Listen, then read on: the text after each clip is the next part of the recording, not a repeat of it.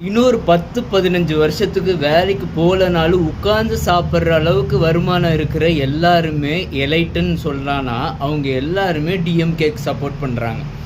அது போக இன்னொன்னு என்னன்னா, நீ டிஎம்கேக்கு சப்போர்ட் பண்ணா அறிவாளி.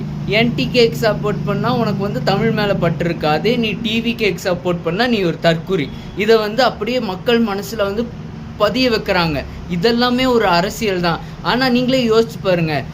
அவங்க உட்கார்ந்து சாப்பிடலாம் இன்னொரு 10 வருஷத்துக்கு 15 வருஷத்துக்கு. நம்மள மாரி மக்கள் இன்னைக்கு சாப்பிட்றதுக்கு இன்னைக்கு உழைக்கணும்.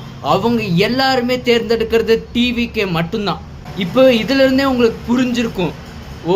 இந்த அரசியல் யாருக்கு சப்போர்ட் பண்ணுது? யாருக்கு நியாயம்? இதெல்லாம் முதலாளித்துவத்துக்கு மட்டும் சப்போர்ட் பண்றதா டிஎம்கே. உங்கள விட கருப்பு சிவப்பு கொள்கையில ஊறி போனவன் நானு. நான் கருப்பு, என் உடம்புக்குள்ள ஊர்ற ரத்தம் சிவப்பு. நான் வந்து டிஎம்கேன்னு சொல்லி சுத்திட்டு இருந்தவன் தான் நானு. போடுங்கம்மா ஓட்டு. உதயசூரியனை பார்த்து 4வது படிக்கும்போது கத்தி 40 பேர் சுற்றி நின்று அடிக்க வந்தாங்க என்னைய. அப்படி இருந்த நான் இன்னைக்கு டிவிக்கே சொல்கிறேன்னா மாற்றம் ஒன்று வரும்.